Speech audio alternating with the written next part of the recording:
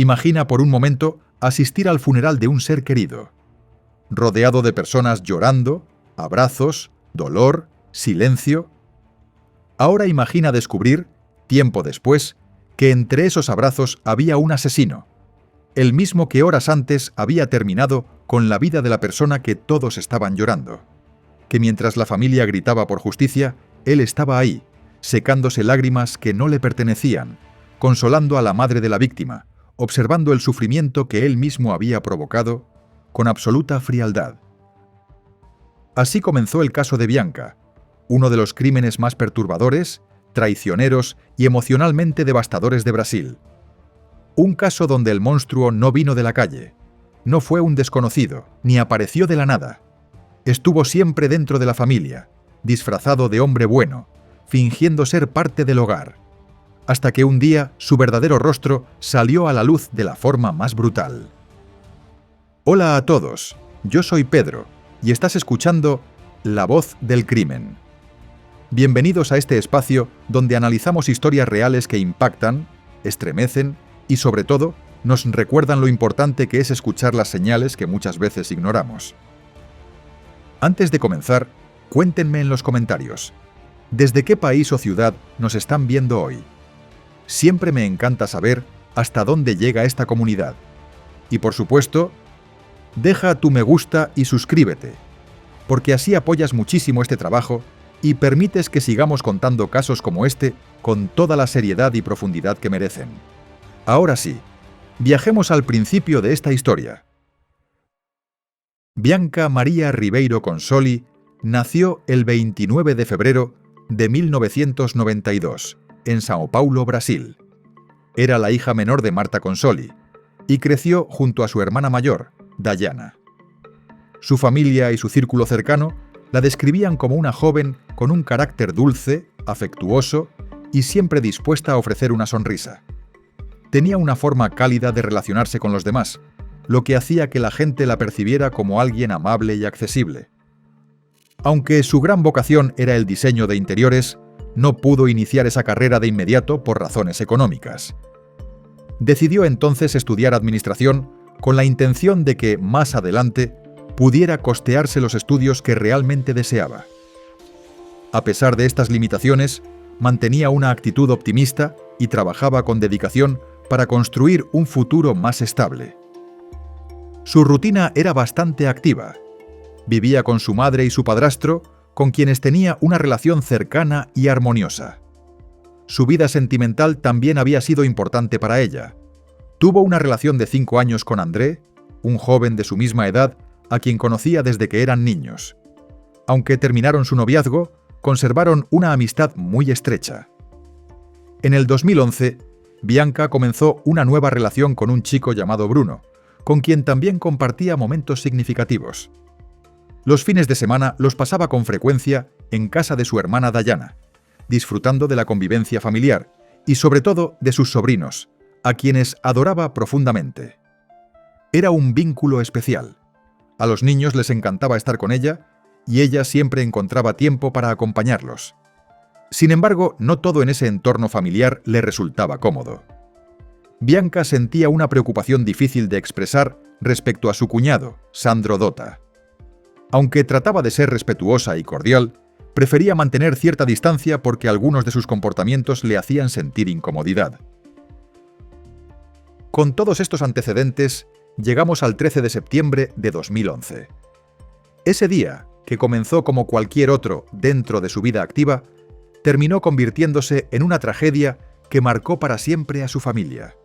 Bianca tenía su jornada planificada como de costumbre. Por la mañana cumplía su turno de medio tiempo, luego se dirigía al gimnasio y más tarde asistía a la academia y a la universidad. Era alguien que mantenía comunicación constante con su entorno. Enviaba mensajes, revisaba redes sociales y se mantenía en contacto con su familia y amigas. De hecho, esa misma mañana escribió la palabra Dios en su perfil de Facebook y conversó con varias personas. De pronto, todo se detuvo. Las llamadas dejaron de tener respuesta y sus mensajes quedaron sin leer, algo completamente fuera de lo normal para ella. Su madre, al ver que pasaban las horas sin noticias, comenzó a llamarla repetidamente. Como no obtuvo respuesta, pensó que tal vez Bianca estaba sin señal o sin crédito, algo que podía suceder mientras se desplazaba entre sus actividades. Aún así, la preocupación creció cuando llegó a la casa y encontró algo que la dejó inquieta. Las ventanas estaban abiertas, algo que la familia jamás hacía por seguridad. Nerviosa y sin poder encontrar sus llaves, buscó ayuda inmediata en la casa de su hermana, quien vivía justo al lado. Fue entonces cuando uno de los sobrinos de Bianca, un niño de 10 años, decidió entrar por una ventana para abrir la puerta desde dentro. Lo que vio al cruzar el marco de la ventana cambió por completo la vida de todos. Bianca estaba tirada en el suelo de la sala, sin señales de vida. Una vecina intentó reanimarla en un impulso desesperado por ayudarla. Durante ese intento, una bolsa plástica salió de la boca de Bianca, una imagen que revelaba parte de lo que había vivido en sus últimos momentos. Cuando los servicios de emergencia llegaron, no pudieron hacer nada más que confirmar su muerte.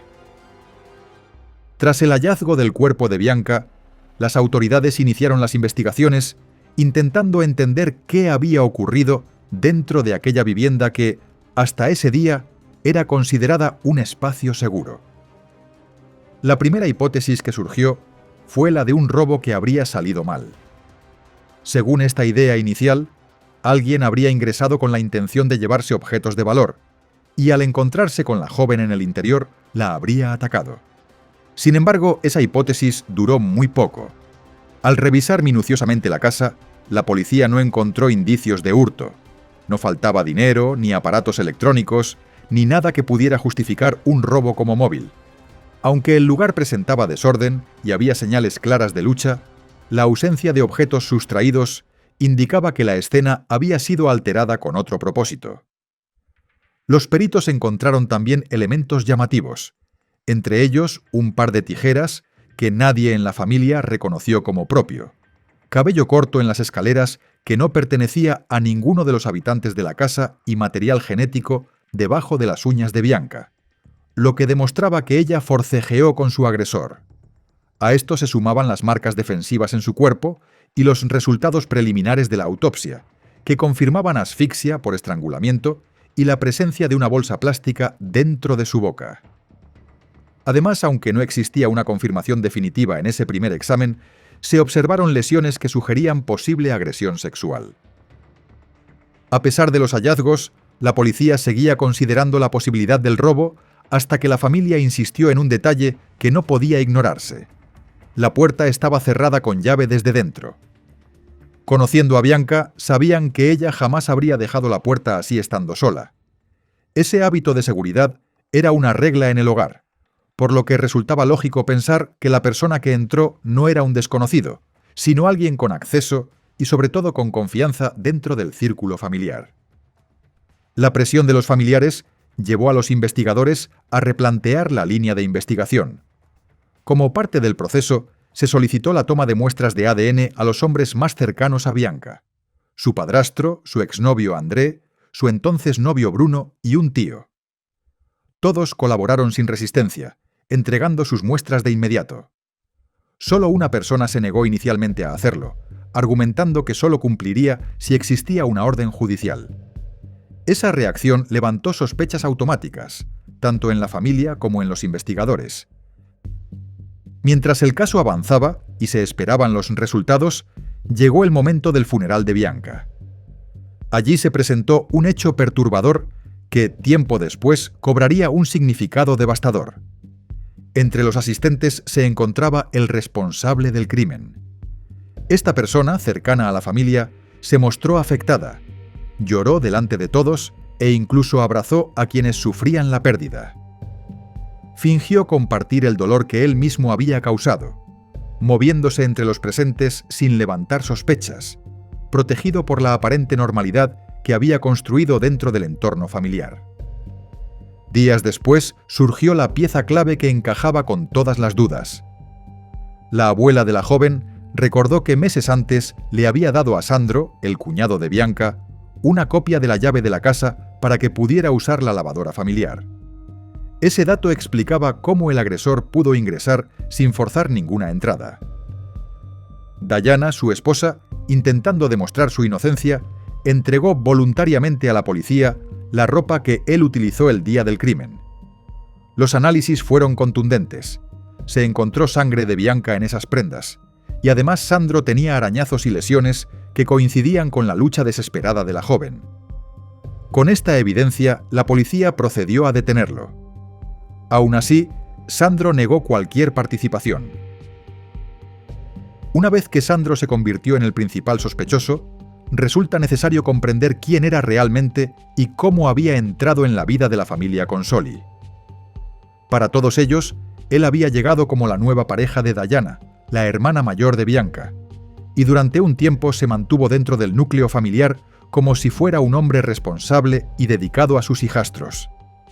Sin embargo, con el paso de los años, pequeños detalles que parecían insignificantes adquirieron un significado mucho más inquietante. Sandro conoció a Dayana en 2009, justo cuando ella todavía tenía una relación con Wilson, padre de sus 2 hijos. En ese periodo, Wilson ingresó en un centro de rehabilitación para enfrentar una adicción a las drogas. Sandro trabajaba en ese lugar como vigilante, y fue así como inició el contacto entre ambos. La relación entre Dayana y Sandro nunca fue estable desde el inicio.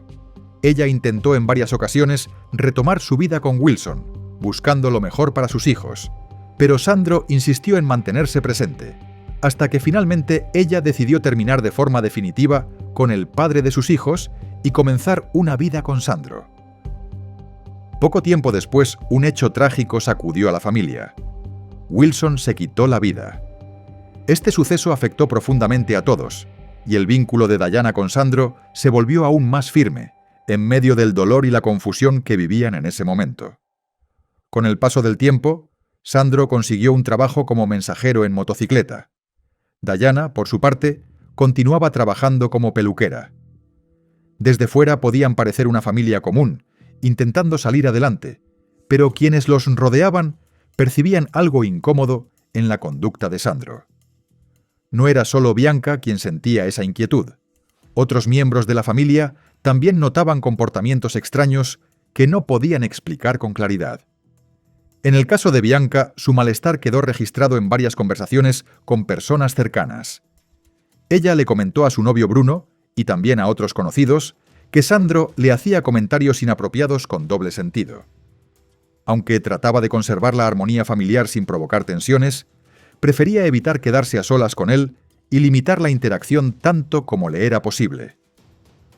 Aún así, por respeto a su hermana y por el cariño que tenía hacia sus sobrinos, Bianca mantenía una actitud amable en los encuentros familiares. Su convivencia con Sandro se reducía a fines de semana o reuniones ocasionales, lo cual hacía más fácil mantener distancia sin generar conflictos evidentes. La imagen que Sandro proyectaba hacia la familia era la de un hombre que intentaba integrarse en un nuevo hogar. Sin embargo, detrás de esa fachada se escondía alguien completamente distinto, un individuo capaz de manipular, ocultar su verdadero comportamiento y actuar con una frialdad absoluta. Esa falsa normalidad le permitió moverse con libertad dentro del entorno familiar, ganar acceso a su intimidad y, de manera silenciosa, construir una posición desde la cual nadie imaginó que sería capaz de causar un daño tan profundo. Todo ese malestar que Bianca sintió desde el inicio, esas señales que parecían pequeñas incomodidades, tomaron un nuevo sentido con el paso del tiempo. Lo que antes parecían gestos insignificantes se reveló como el reflejo de una personalidad peligrosa y depredadora, que solo se reconoció con claridad después de la tragedia. Aunque la detención de Sandro ocurrió en 2011, el proceso judicial avanzó con una lentitud que amplificó el sufrimiento de la familia Consoli. Pasaron 2 años antes de que las primeras audiencias fueran programadas, lo que generó frustración e incertidumbre, especialmente en una familia que ya convivía con un dolor inmenso. Para ese momento, la defensa de Sandro buscaba mejorar su situación ante la justicia. Uno de sus primeros intentos fue solicitar que él pudiera esperar el juicio en prisión domiciliaria, argumentando que no existía riesgo de fuga y que no representaba un peligro para la sociedad. Sin embargo, el juez rechazó la petición, considerando que debía permanecer en prisión hasta que concluyera todo el proceso. Esta decisión representó un alivio para la familia de Bianca, que temía la posibilidad de que Sandro recuperara cierta libertad mientras el caso seguía en curso. El juicio estaba previsto para julio de 2013, pero cuando parecía que por fin la familia obtendría respuestas, surgió un nuevo obstáculo. Sandro declaró que ya no confiaba en sus abogados y pidió otra defensa, una maniobra que atrasó nuevamente el inicio del juicio. Este cambio forzado extendió la espera y aumentó la angustia de quienes buscaban justicia desde el primer día.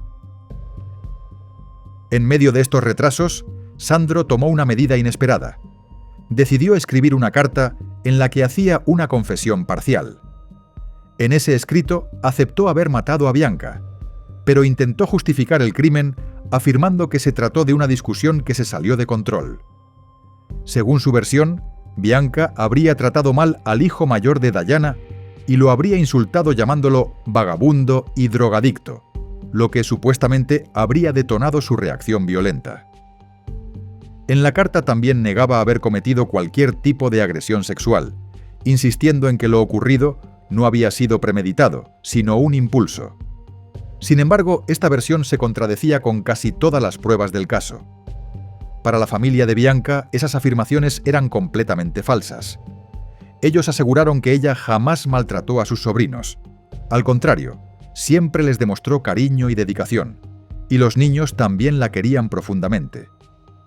Además, los pequeños podían comunicarse sin dificultad y nunca mencionaron haber recibido un trato ofensivo de parte de ella. A estas contradicciones se sumaron testimonios clave. Vecinas declararon que Sandro ya había hecho comentarios inapropiados de índole sexual hacia ellas, y el propio novio de Bianca, Bruno, confirmó que ella se sentía hostigada por Sandro desde hacía tiempo. Todo esto reforzaba la idea de que su conducta hacia Bianca no tenía relación con una supuesta discusión familiar, sino con un comportamiento predatorio que él había demostrado en varias ocasiones. Fue entonces cuando llegó una de las pruebas más determinantes: los resultados del segundo examen forense. A diferencia del primero, este estudio confirmó que Bianca había sido violada en 2 ocasiones. Este hallazgo derrumbó completamente la versión de Sandro y dejó en evidencia la gravedad y la violencia extrema del ataque. Lo que él describió como un arrebato perdió toda credibilidad frente al análisis forense y los múltiples indicios que ya apuntaban hacia un crimen brutal y premeditado desde el comportamiento del agresor. Con estas pruebas, la imagen que Sandro intentaba presentar ante el tribunal se vino abajo. El proceso judicial se acercaba finalmente a un punto crucial, con la verdad mostrando cada vez con más claridad la magnitud del daño que él había causado. Tras el derrumbe definitivo de la versión de Sandro, el juicio avanzó hacia una etapa en la que ya no quedaba espacio para interpretaciones ambiguas. Cuando todas las pruebas fueron incorporadas al proceso, el análisis forense completo, los testimonios de vecinos que habían recibido comentarios de carácter sexual por parte de Sandro y las declaraciones de Bruno, quien confirmó que Bianca se sentía hostigada por él, el tribunal pudo observar con claridad el patrón de conducta que venía manifestando desde hacía tiempo. La exposición de cada uno de estos elementos dejó claro que los hechos no obedecían a una discusión espontánea ni a una reacción impulsiva, como él intentó sugerir. Por el contrario, el conjunto de pruebas revelaba la presencia de un agresor que actuó con violencia extrema y que ya había demostrado comportamientos inquietantes en su entorno. Con la evidencia científica y los testimonios respaldando esta versión, el tribunal dejó de lado cualquier duda sobre lo ocurrido esa tarde de septiembre de 2011. Una vez que todo el material probatorio fue presentado y valorado, llegó el momento más esperado por la familia Consoli: la sentencia. En el año 2014, Sandro fue declarado culpable por la violación y el asesinato de Bianca. El tribunal determinó una pena de 31 años de prisión, una resolución que representó para la familia un paso fundamental hacia la justicia, aunque ningún veredicto pudiera compensar la pérdida que habían sufrido. Sin embargo, la historia judicial no concluyó con esa condena.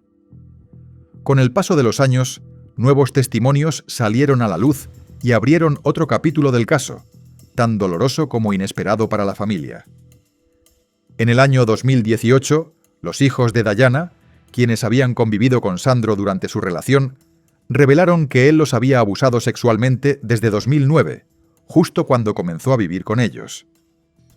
Ya con edad suficiente para comprender lo que habían vivido, los jóvenes explicaron con claridad situaciones que llevaban tiempo guardando en silencio. Relataron que Sandro los tocaba cuando los bañaba, aprovechando momentos cotidianos para manipularlos. También contaron que los obligaba a tocarlo y que en varias ocasiones abusaba sexualmente de ambos dentro de su propia habitación. Lo más devastador era que estos hechos ocurrían frecuentemente mientras Dayana trabajaba en la peluquería, sin imaginar lo que estaba sucediendo en su casa. Para respaldar las declaraciones de los jóvenes, se realizó un informe psicológico que concluyó que ambos presentaban signos consistentes con víctimas de abuso sexual, lo que fortaleció la credibilidad de sus relatos. Con esta información, en 2019, Sandro volvió a enfrentar a la justicia, esta vez por los delitos cometidos contra los niños. El resultado fue contundente. Recibió una condena de 39 años de prisión por cada uno de los menores, penas que se sumaban al castigo ya impuesto por el asesinato de Bianca. Para la familia Consoli, esta nueva sentencia representó un reconocimiento importante. Era la primera vez que se consideraba la dimensión completa del daño que Sandro había causado dentro del hogar. No solo habían perdido a Bianca, sino que también descubrieron que los niños habían estado expuestos al mismo agresor durante años. Pero la batalla legal no terminó ahí. En 2020, la defensa de Sandro presentó una apelación contra la condena por los abusos sexuales. Sus abogados argumentaron que los testimonios de los chicos eran falsos y que la familia habría inventado las acusaciones. A pesar del informe psicológico y de la coherencia en los relatos, el tribunal anuló la sentencia por los abusos, dejando vigente únicamente la condena de 31 años por el crimen de Bianca. Esta decisión golpeó profundamente a la familia. Para ellos, los jóvenes habían dicho la verdad, y ver que sus testimonios no fueron completamente reconocidos por la justicia fue doloroso y frustrante. Sin embargo, dejaron claro que no abandonarían la lucha. Su intención es seguir apelando y continuar el proceso hasta que se reconozca cada uno de los delitos cometidos por Sandro. Marta, la madre de Bianca, expresó que Sandro destruyó la vida familiar. No solo les arrebató a su hija, sino que también dañó a 2 niños que crecieron creyendo estar protegidos. Para Dayana el dolor es doble. Perdió a su hermana y también debe enfrentar la culpa de haber permitido sin saberlo que Sandro permaneciera en su hogar. La historia judicial sigue abierta y la familia Consoli continúa firme en su búsqueda de justicia total. Lo más escalofriante de esta historia es que el monstruo no vino del exterior. No cruzó una puerta rompiendo cerraduras ni irrumpió en medio de la noche. No. El asesino fue alguien a quien la familia le abrió la casa, la mesa y la confianza. Alguien que se mezcló entre ellos, que compartía almuerzos y conversaciones casuales como si fuera un integrante más. Y cuando Bianca murió, a manos de esa misma persona, cuando su luz fue apagada brutalmente, él tuvo la sangre fría de asistir a su funeral, de llorar frente al ataúd, de abrazar a su madre y mirar a los ojos a su propia esposa, sabiendo perfectamente que esas lágrimas no eran de dolor, sino parte de una actuación calculada. Es difícil imaginar un nivel de traición más profundo. No existe palabra que describa la frialdad de matar a una joven inocente y después colocarse frente a su familia fingiendo empatía. Ese acto, para muchos, fue incluso más repugnante que el crimen mismo. Un intento de camuflarse entre el dolor ajeno para desviar la atención, para aparentar humanidad donde ya no quedaba ninguna. Hoy su máscara está completamente rota y su nombre permanece como un recordatorio de que no todos los peligros vienen de lejos. A veces duermen demasiado cerca. Si esta historia te estremeció y quieres seguir escuchando más casos criminales reales, recuerda, suscríbete al canal, déjame tu me gusta y cuéntame en los comentarios desde qué país nos estás viendo. Gracias por acompañarme hasta el final. Soy Pedro y estuviste escuchando una historia en La Voz del Crimen. Nos escuchamos en el próximo caso. Porque la verdad siempre sale a la luz, incluso cuando intenta esconderse detrás de lágrimas falsas. Hasta la próxima.